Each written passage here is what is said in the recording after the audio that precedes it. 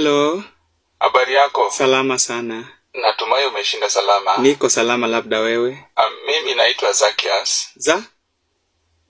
Zacchaeus. Oh, Zakayo. Sema tu Zakayo, usiogope. Zakayo ni mtumishi wa Mungu ambaye kimo chake kilikataa kwenda juu kwa sababu alikosa vitamin D, lakini licha hayo yote alikula na Mungu kwenye meza moja.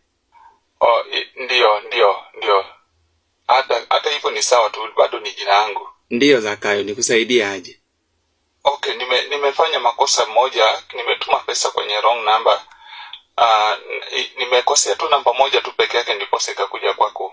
Hizo pesa niko hospitali na mtoto alikuwa amelazwa kwa sababu alikuwa affected na tear gas kwa maandamano. Alafu pia ni kama kanista ilimpata mahali, kwa hivyo aliumia. Zakayo, naenda na mtoto maandamano? Hapana, ni zile tu harakati za mtoto kucheza na wengine sasa, kwa sababu hiyo siku wako wameenda shule. We mwenyewe hiyo siku ulikuwa wapi? Nilikuwa nimeenda kazi mimi. Kwa hivyo naomba tu kama unaweza tumia, hata kama unaweza nirudishia shilingi 4,000 ama 3,000 ni sawa, kwa sababu nimetuma kimakosa shilingi 5,500.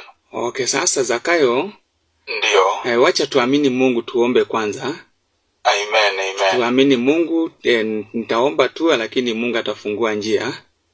Okay. Alafu nitakurudishia pesa. Tutaimba tu kwanza pambia, alafu wewe utapokea. Sawa.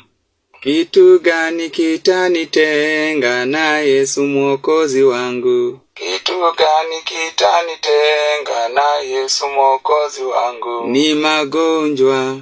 Hapana, nimekataa kabisa. Ni uchawi? Hapana, nimekataa kabisa. Ni utapeli? Wewe ni umba sana. Ni utapeli.